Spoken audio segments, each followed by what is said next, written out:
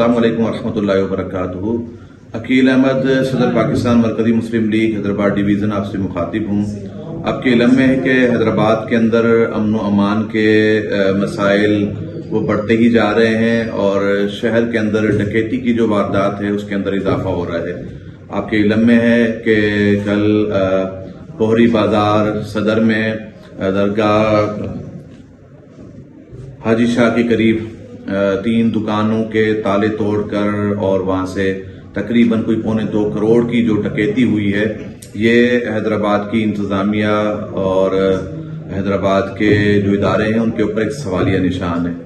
तो अगर इस अंदाज के साथ सिलसिला चलता रहा तो पहले ही मईशत कमजोर है, लोग बड़े परेशान हैं, तो इस कैफियत में अगर इस तरह की वारदातें होती रहेंगी तो हैदराबाद के लोग, हैदराबाद के ताजिर, हैदराबाद के दुकानदार किस तरीके से सिक्योर होंगे। तो मैं मुतालबा करता हूँ डीसी साहब से, मेयर साहब से और तमाम इदारों से, खास तौर पर पुलिस से, कि इस वाक़े का फौरी नोटिस लिया जाए और तहकीकात की जाए और उसके बाद जो मुलविस इसके अंदर गिरोह है उसको सजा दी जा सके और जिन लोगों का सामान यहाँ से गया है उनको सामान वापस लाया जा सके।